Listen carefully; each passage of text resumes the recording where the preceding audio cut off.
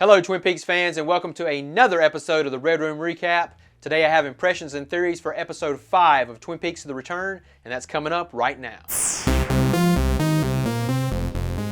Hey guys, thanks for checking out Weekend Go. I am Ryan Camp. Okay guys, we have a ton of information to cover in this episode. A lot happened, a lot of characters were introduced, so let's get started. This episode started things off in Rancho Rosa, where we have the two hitmen staring at the car of Dougie Jones. They're on the phone with a lady who seems very worried that they haven't yet found Dougie and assassinated him. I mean, she seems absolutely terrified.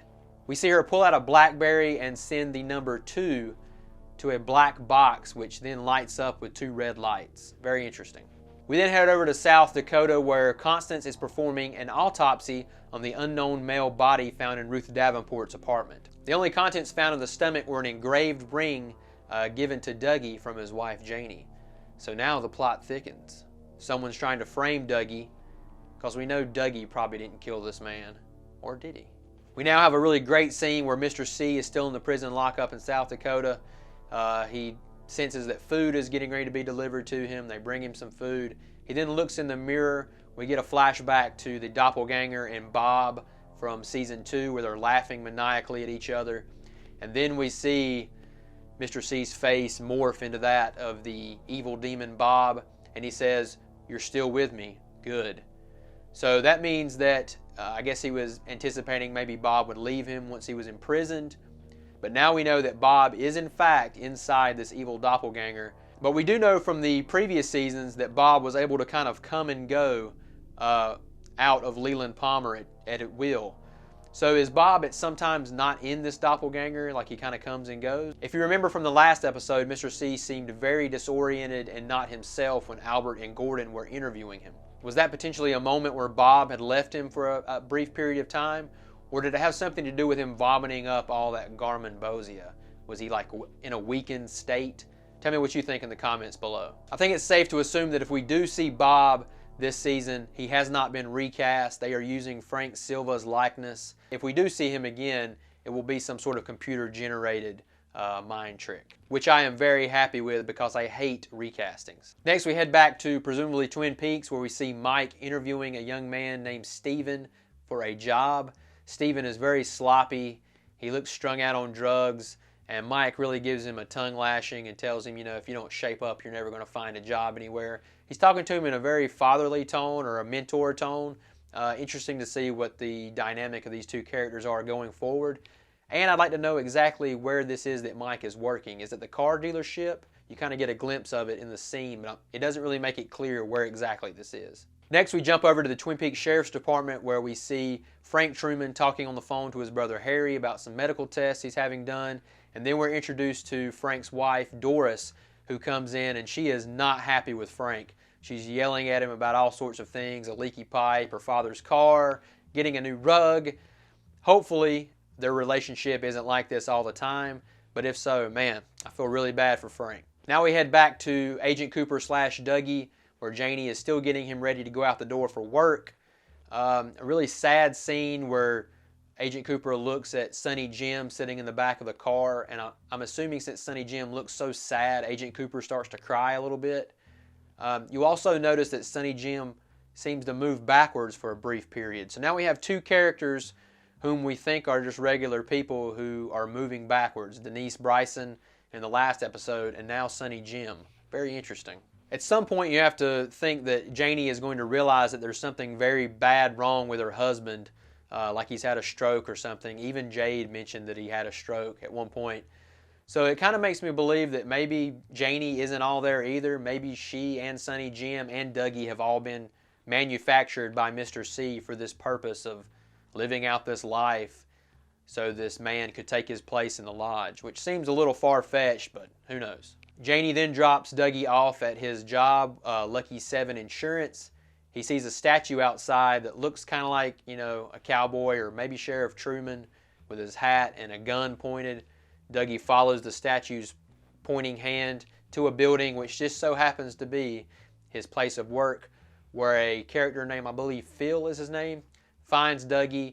He's carrying a bunch of coffee, and Agent Cooper follows the coffee up the elevator. After a funny scene in the elevator where Agent Cooper grabs one of the coffees the young Phil is carrying and tries to find the sip hole with his mouth. We then go upstairs to Lucky 7 Insurance. We go to a meeting and we meet all of Agent Cooper / Dougie's co-workers, including a character named Tony, played by Tom Sizemore. During the meeting, when Tony is speaking about an insurance claim, Agent Cooper kind of flashes to life and he sees this green glow on Tony's face and he just all of a sudden says, "He's lying."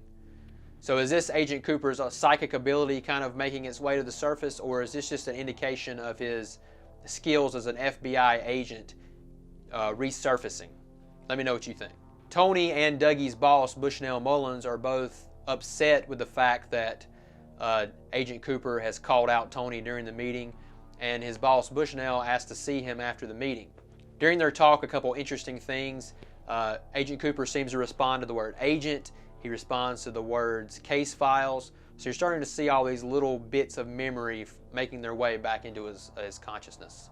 His boss then gives him a whole stack of case files to go over and tells him if he doesn't do a good job, basically he's going to be fired the next day. We then head over to the Silver Mustang Casino, where the casino supervisor is awaiting the arrival of the casino owners, two brothers, one played by Jim Belushi, the other by Robert Nepper. The supervisor is sweating bullets. He's so nervous. They come upstairs.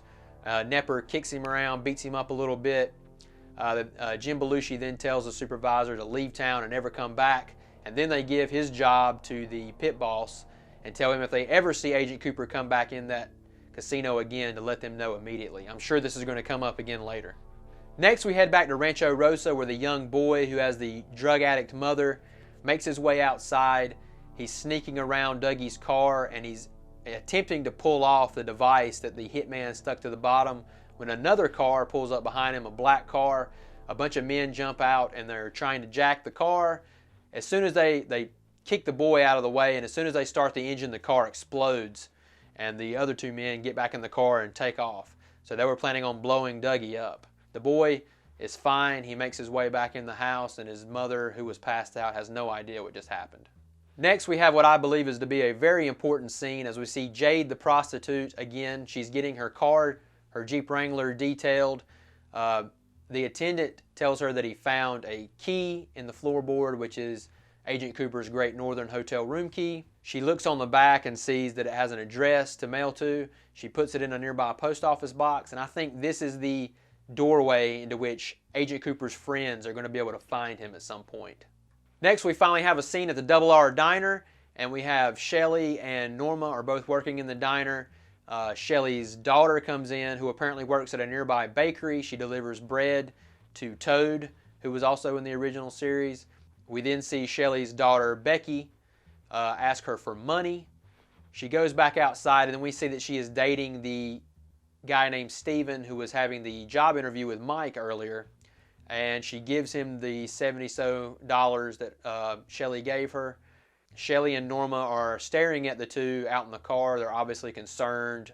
Perhaps they do know that she's on drugs. Steven then pulls the car over to the other side of the building where he gives Becky a line of some sort of drug. We then have a really cool scene where they're driving down the road and she's enjoying the wind in her hair as she's feeling the effects of this drug. I'm really curious to see who Becky's father is. In the credits, she's listed as Becky Burnett, I believe, which is also the same name, last name as Steven. Are these two married? Does Shelly know these two are married? Is this Bobby's daughter or is this Leo's daughter? It'd be interesting to find out whose daughter this is. We have another quick scene where we join Agent Cooper. He's outside of his place of business. It's after closing hours, the sun's going down, and he's just standing there with his stack of case files, rubbing the shoe of the statue that he used to follow into the building. It's interesting that Janie didn't show back up to pick him up. She did mention to him that she wanted him to call the people whom they owed money to. So maybe this could spell bad news for Janie and Sonny Jim. Who knows? We head back to Hawk and Andy at the Sheriff's Department, who have made no progress in their search for whatever is missing having to do with the Laura Palmer case. They're looking over the papers, and Andy's asking Hawk if he's found any Indians yet. We then finally get our answer as to why Dr. Jacoby was painting those golden shovels. We see that in these 25 years since the original series, he has become a conspiracy theorist YouTuber. He's spouting on about a bunch of different things to do with the government and diseases. We see that Nadine is an avid watcher of his. We finally get a scene with her as she's watching him on her computer in her office. We see that Jerry Horn is also a viewer. He's in the woods smoking some of his newest weed, and he's watching Dr. Jacoby. And then we see that Dr. Jacoby runs a commercial advertising his golden shovels, 2 coats guaranteed. They are a shit digging golden shovel, and he's selling them for $29.99. So there's one mystery wrapped up. Next we head to the Pentagon, where we have an interesting scene with Ernie Hudson's new character, Colonel Davis, who is new to the show, where he is confronted by another officer who tells him that they've had another hit on Major Briggs' thumbprints. So this leads us to believe that the body that Constance has in South Dakota belongs to that of Major Briggs. Colonel Davis tells her that this is like the 16th or 17th time they've had a hit on Major Briggs' thumbprints in the last 25 years. So does this mean they've had 16 or 17 different fake bodies of Major Briggs's? Or have they never found anything, and this is the first time they're actually going to have a body show up when they have one of these instances occur? Very interesting. So if we're to believe that Mr. C was the one that actually killed this man, are we to believe that he was just using Major Briggs all these years for his information or his military credentials? I have a theory that when Mr. Briggs was confronted by Mr. C all those many years ago, that he went to his station, burned it down, faked his own death to avoid whatever it was he thought Mr. C was up to. Now Mr. C has finally caught up with Major Briggs and killed him. It's either that or he made a copy of Major Briggs just like he did Agent Cooper with the Dougie doppelganger. Let me know what you think. Now we head back to Twin Peaks in the Roadhouse for a very disturbing scene. We have a very awesome band playing, a jazz band, and we see a new character. His name is Richard Horn in the credits. Very interesting. He's sitting at a booth. He's smoking a cigarette. An employee of the Roadhouse comes over, asks him to stop smoking. Then we see Deputy Chet, who was the wise-ass deputy from the Sheriff's Department scenes earlier. He comes up. He's in regular street clothes. He says, "I got this. Let me handle it." You think he's going to ask the guy to quit smoking, but no. It appears these two are in cahoots with some sort of drug deal. Richard Horn gives Chet a pack of cigarettes containing a wad of cash. And then for the terrifying part, a girl in a nearby booth asks Richard if he has a light. He tells her to come over to his booth. She sits beside of him. He grabs her and starts strangling her right in the middle of this place in front of all these people. So this guy obviously has no fear. He feels like he's untouchable.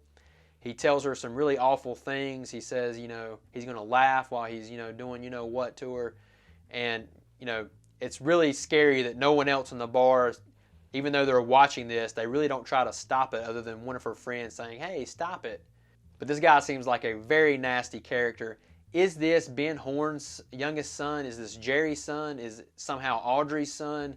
We see that Special Agent Tammy Preston is starting to put 2 and 2 together, that Mr. C and Agent Cooper are 2 totally different people. She's looking at pictures, noticing the eyes, and it also seems like she's noticing something to do with the fingerprints as well. Next, we have a really awesome scene where Mr. C is receiving his private phone call. The warden brings a phone in, plugs it up. Everyone leaves the room, and Mr. C lets them all know that he knows they're listening and watching him. He then types in some kind of strange code on the phone, and all the lights and alarms start going off within the prison, to the amazement of the guards and the warden. Mr. C says something to the warden that seems to really terrify him. He says, "Should I call Mr. Strawberry?" We don't know exactly what that means or who Mr. Strawberry is, but whatever it is, it really unsettles the warden. And under the cover of all the sights and sounds going off in the prison, Mr. C calls someone who I'm guessing is either Chantal or her husband Hutch, whom he told her he had a job for earlier.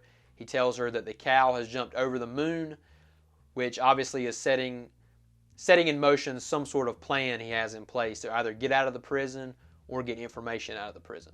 Next, we head to Buenos Aires, Argentina, where we see the black box again from earlier when the young lady sent the code to it. Now we see 2 red lights light up on it, and it morphs into some other sort of object. One interesting thing to note is, if you'll remember from Fire Walk with Me, this is around the same area where Philip Jeffries teleported to and from the FBI offices in Philadelphia.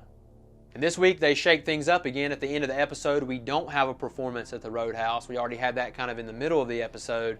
And the episode ends on a very sad note with Agent Cooper still standing outside of his place of work, or Dougie's place of work, and he's just rubbing the shoes of the statue still, and the credits roll. So what did you guys think about this episode? Let me know in the comments below. What did you think about some of the theories I had? Is that Major Briggs's body in South Dakota? Is the black box somewhere where Philip Jeffries is? That's it for another episode of the Red Room Recap. Thank you guys so much for watching. Thank you for tuning in to Weekend Go. Please give us a subscribe and a like if you like this video, and I will see you next week.